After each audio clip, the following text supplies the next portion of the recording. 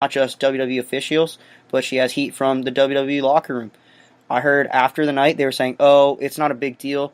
Shit happens." They thought it was just a little blood, and then once they heard it was concussion, possible broken nose, that's when they completely turned and said, "Oh, that's not just shit that happens. That's you got to be a better. You got to be safer. That's our top bill, our top draw right now. Our top bill. She's going against Ronda.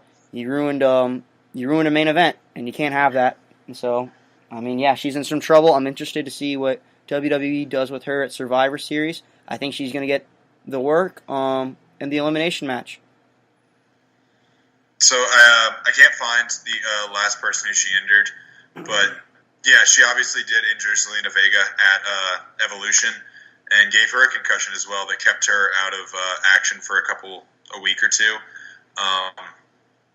But yeah, I mean, I don't know, I'm very much hey, like, I mean, they're professionals. I'm not about to start bitching at them for injuring each other. I know goddamn well that if I was in there, I would have a concussion within 20 seconds of doing all that. I don't see it. I got a opinion what they're gonna do for Nia. What's that? Nia's gonna cost Team Raw on Survivor Series somehow, or she's just gonna get eliminated very embarrassingly or quickly, and then the next night on Raw, they're gonna strip her of her title shot that she won at the Battle Royal. So what does Ronda do afterward then? I don't know. They'll move on. They'll find her someone else. Okay. Maybe Mickie James. There we go. Okay. Yeah, I don't hate that. I don't necessarily know that she should be punished for this. I mean, it is kind of. I just kind of see it as like a shit happens type thing, man. Like, I mean, it's a job you risk, man. You got to be safe. You got to make sure everyone's safe, and you cannot enter the top star like that. And then when you have multiple incidences, it's rough. I definitely see that side of it. I definitely see that. Her punishment, though, could just be she gets the heat. They're saying we're going to put all the blame on you, and we're going to see if you can survive it. We're going to make sure everyone knows that this was your fault, and we'll see how you go from there. I kind of feel like that's what they're doing right now, and that's why they chose this angle of kind of leaning into it. Is they're like, hey, like, you did this, and we're going to use it to get some heat on you, and, like, just be ready for that. Like, not necessarily, they're not doing it as, like, a vengeful thing about, like, hey, we're going to give you the heat you deserve. They're just kind of like, hey, like, we're going to use this kind of to get you some heat since you're a heel. So I wouldn't be surprised to see her character lean into it either. We'll see. I don't know. From what I'm hearing, she has a lot of heat in the locker room right now. Oh, well. So let's move on to Raw then. We'll start on with Raw. We'll start with Dean Ambrose, who looks like he's about to drop the most garbage album since a Will Smith 1990s clean rap album. Mikey, what did you think about Dean Ambrose? First off, completely wrong. He looked like he was about to have the sickest Bowling for Soup music video of all time. It was going to be fire flames. The bucket, he looks like him and his boy, they were cooking some beans. They had their little stick and handkerchief ready to go. I love the new Dean persona. He finally gave us a little bit of answers, saying, I'm tired of being in the group. And he was just, I liked his promo was awesome. He said, why, Dean? Why'd you do that? And they said, why are you so selfish doing that on Roman's night? And then Dean's just like, that brotherhood stuff, that was crap, that was garbage, that wasn't for me. I loved it. Dean didn't quite answer it everything, but he gave enough of an answer.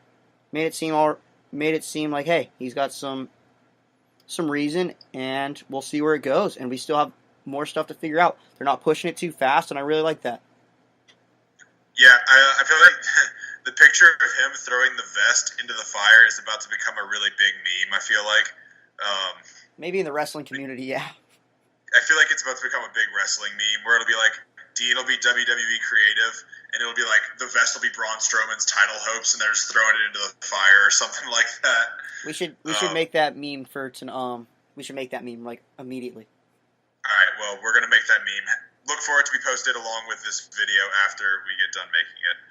But yeah, I thought it was good too. I mean, Dean Ambrose obviously has always been one of the stronger characters and performers in WWE, and he's just flexing that muscle again. And obviously, a Dean Ambrose Seth Rollins feud is obviously in the works right now and is coming after Survivor Series, so that'll be very interesting to keep up with. Yeah, I agree. I'm excited for that feud. That's gonna be a good feud going forward. But I found the third name of who Nia injured. It was Alexa Bliss. Oh, that's right. That's right. Yeah, I should have known that one, but whatever. Yeah, the only other injured female superstar on Raw. Yeah.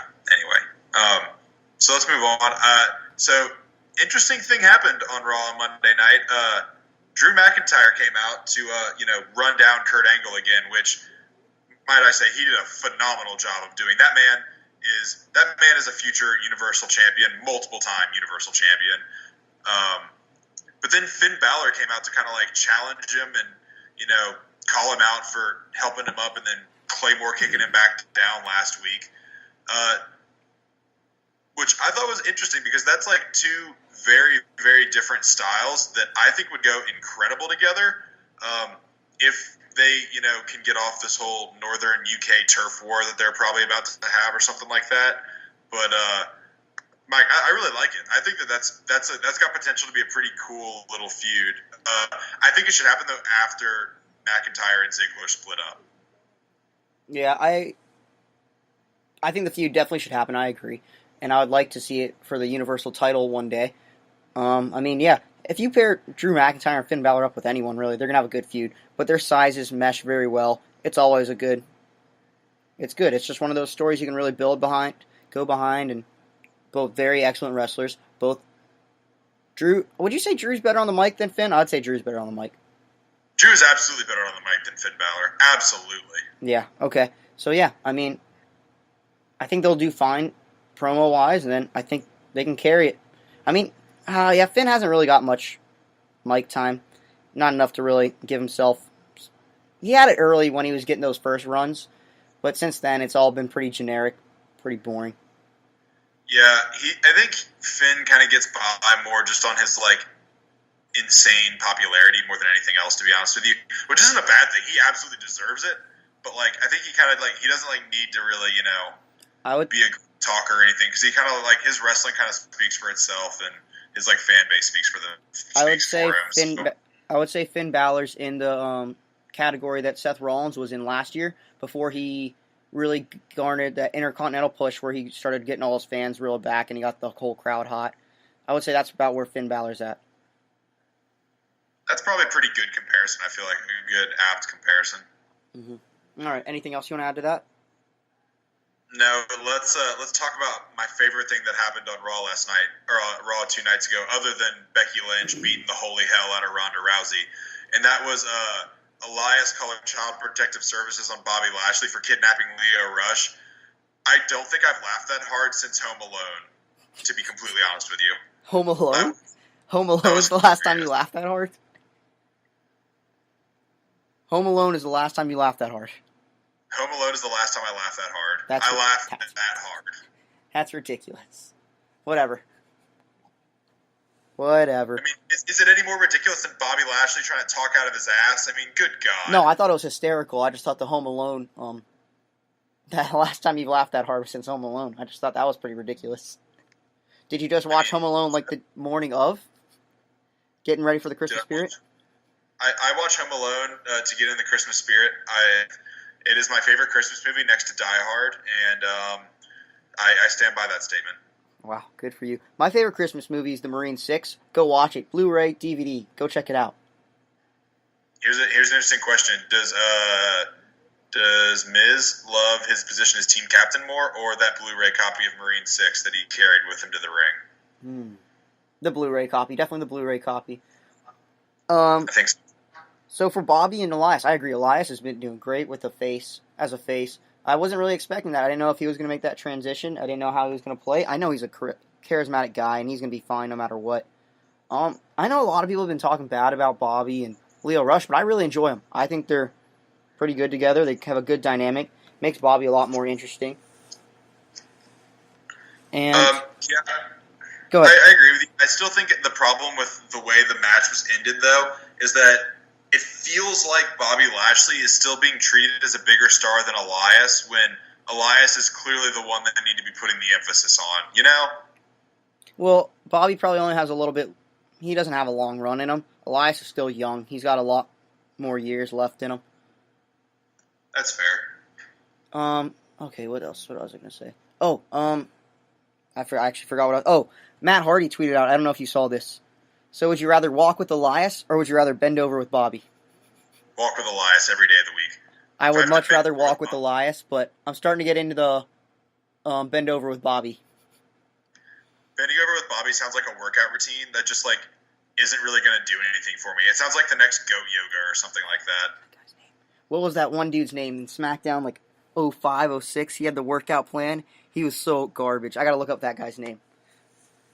Jesus, I don't really remember, but good grief, that's an obscure reference right there. That's what that is. Oh, I'll find it. Go ahead. You keep talking while I look for this. All right. Well, if Bobby Lashley keeps talking out of his ass like that, keeps bending over, and I'm start calling him Ace Ventura every week. But I love Ace Ventura. Ace Ventura is hilarious. I thought the Child Protective Services thing was hilarious, though. I think it's really funny how Elias just like seemingly gives like less and less like cares about like the actual feud like every week. He breaks the mold of like what you would typically see when like people like talk crap back and forth to each other in the ring. And I think that's what makes him so appealing, to be honest with you. Obviously Leo looks like a 10-year-old kid, and he's played on that before a little bit, but he like the whole bringing in Child Protective Services like is a different angle that you're like, oh shit, I never like even would have thought about that, and it's hilarious. And so I don't know, I thought it was very well done. It was it wasn't a great necessarily great match or anything like that, but it was good enough. I got it. I remember what it was. It was the Simon System. It was a good little run. Go look it up if you haven't ever seen the Simon System. He's garbage, but he's pretty funny. He is one of those comedic acts. I would never have remembered that. Thank you for bringing that up, Mike. The Simon System. It was a good one. All right, let's move on to the Riott Squad. Ruby Riott did probably the most generic heel thing you could do, but at the same time gave me nightmares that I still have not recovered from. She came out and was like, "Oh, I'm sorry, Natty," for like breaking her dad's sunglasses, and then good grief, they had the perfect camera angle for it, and she just had the perfect little, I guess, angle on her face, and just kind of looked up and gave that wicked little smile that looked like it was pulled straight out of Heath Ledger's, memory. And good God, Mikey, I was shaken for a minute. It was awesome, dude. I know, yeah, it was a generic heel thing, but she delivered very well. I think the Riott Squad is so underrated. The Riott Squad killing it recently. I'm excited to see where this goes, I guess. Well, I'm not that excited to see where it goes. I know where it's going to go. But I'm excited to see it play out. We'll see if the Riott Squad can gain some momentum off of this and then continue forward. I would love to see Ruby Riott eventually get a championship run someday. I don't know if I don't think the Riott Squad's underrated. I feel like they're very, very appropriately rated. People, talk about how much potential they have all the time, I think. But I do think including Ruby Riott as the last member of Team Raw for the Survivor Series match for the women is a very good choice, and I think it's going to help her. I hope it gives her a little bit of an extra push that she needs to, keep going up in the world. Yeah, I agree with that. All right, let's do the next thing. Well, it's just a little bit more about Stephanie McMahon. Stephanie McMahon, she was on Raw this week. I was saying earlier that I really felt like just her there. It didn't feel like she brought anything. She kind of I felt like she slowed it down. It just felt old and like this few years, like 3-4 years ago Raw, and it didn't run well. And there was a few good moments of Raw. We've already been talking about some of the good moments, but just her being there just reminded me I don't want to see this. I don't want to see her on TV right now. Didn't like her character. Her just yelling at Baron Corbin, and it just wasn't doing it for me. I did like Ronda Rousey getting involved with Stephanie again early in the night, the first promo of the evening. That was cool. We'll see where that plays out. We'll see if that does anything. Yeah, I kind of thought that they blurred the line for Stephanie a little bit too much about what she was actually there for, because